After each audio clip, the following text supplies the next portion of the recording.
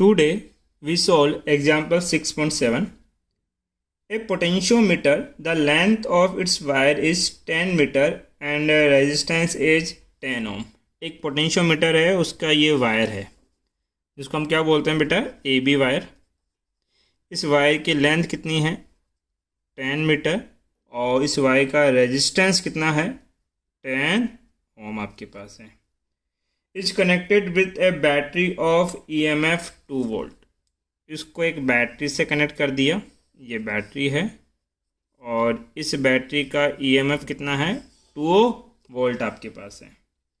And internal resistance is 2 ohm, और इसके internal resistance की वैल्यू कितनी है, 2 ohm. In series the balancing length the balancing length of 5 meter is obtained from a primary cell। ये circuit बेटा इतना ही है, प्राइमरी पूरा हो गया। उसके बाद क्या किया बेटा, एक सेकंड सर्किट है जिसका हमें इंटरनल रेजिस्टेंस कैलकुलेट करना है। तो उसके लिए उन्होंने एक सेल कनेक्ट किया है, ये रहा उस सेल का EMF E, इसको EP बोल दीजिए, आपके पास इसने प्राइमरी बोला है। प्राइमरी सेल एक कनेक्ट किया है, और इस प्राइमरी सेल को किससे कनेक्ट कर दिया, गैल्वेनोमीटर, और गैल्वेनोमीटर को किससे कनेक्ट कर दिया, जॉकी से। इस प्राइमरी सेल का EMF इन्होंने कैलकुलेट किया, तो EMF क्या होता है, EMF होता है potential gradient multiply by balancing length. ये EMF और वोल्टेज का फॉर्मूला है जो लेक्चर में मैं ऑलरेडी समझा चुका हूँ। तो EP इक्वल टू क्या, पोटेंशियल ग्रेडियंट हमने इस पूरे सर्किट का कितना मान लिया, x, और बैलेंसिंग लेंथ क्वेश्चन कह रहा है कि इसके लिए कितनी है बेटा के पास, 5 मीटर, ये इसकी वैल्यू आ गई। When a current of 0.1 ampere drawn from the cell, इस सर्किट में पूरा कर लेता हूँ। इस सर्किट से करंट ड्रॉ की जा रही कितनी, 0.1 एम्पियर आपके पास है। The balancing length of 4 metre obtain to is terminal voltage, यहाँ पे एक रेजिस्टेंस बॉक्स कनेक्टेड होगा, उसको ऑन ऑफ करने के लिए की होगी इस तरीके से। जब आप इस की को इंसर्ट करोगे तो यहाँ के टर्मिनल वोल्टेज की वैल्यू कैलकुलेट होगी, और इस टर्मिनल वोल्टेज की वैल्यू कितनी है, मैंने कहा था कि EMF हो या टर्मिनल वोल्टेज हो, फॉर्मूला क्या होता है, potential gradient multiply by balancing length.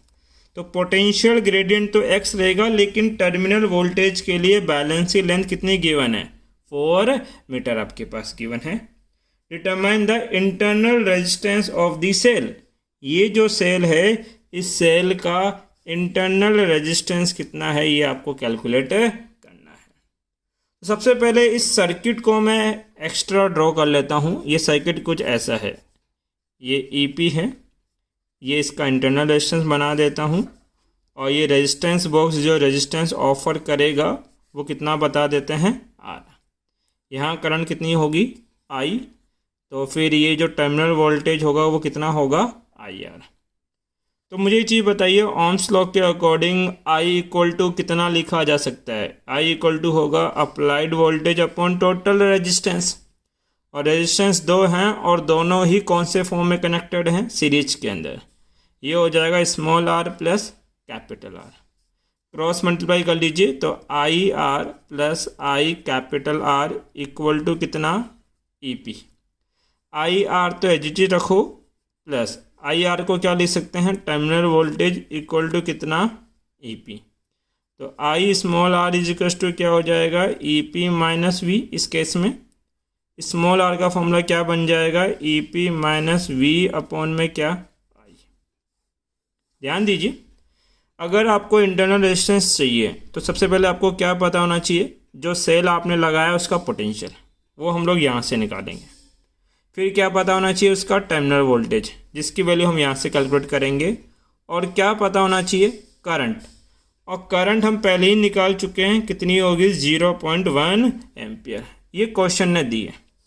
But एक प्रॉब्लम है कि EP चाहिए तो x भी चाहिए होगा, और यहाँ भी x की वैल्यू चाहिए। तो सबसे पहले हमें इस सर्किट का क्या कैलकुलेट करना पड़ेगा, पोटेंशियल ग्रेडियंट।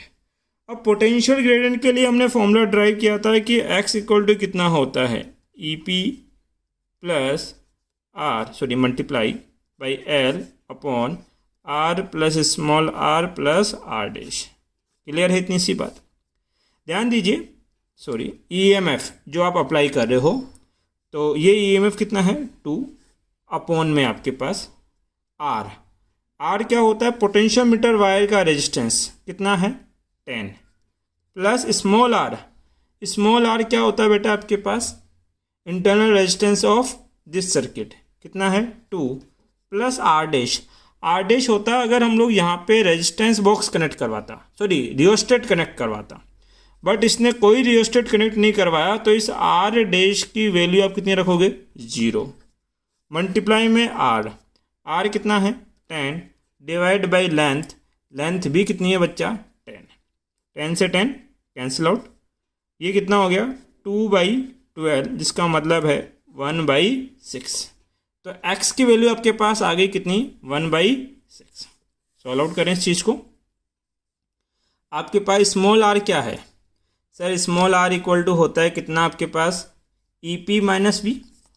EP की वैल्यू कितनी है 5x माइनस आपके पास v की वैल्यू कितनी है 4x अपॉन में करंट I की वैल्यू कितनी है 0.1। 5x में से 4x गया, x अपॉन 0.1। x कितना गिवन है, x गिवन है 1/6 मल्टीप्लाई 0.1, ये हो जाएगा 1 अपॉन में पॉइंट की वजह से हटा दीजिए, कितना हो जाएगा 10/6। इसको 2 से डिवाइड करेंगे तो कितना आएगा आपके पास 5/3। या तो लिखो 5/3 ओम, या फिर इसका जब डिवाइड करोगे तो ये वैल्यू आपके पास अप्रोक्सीमेट आएगी 1.7। It is our answer. Screenshot ले सकते हैं।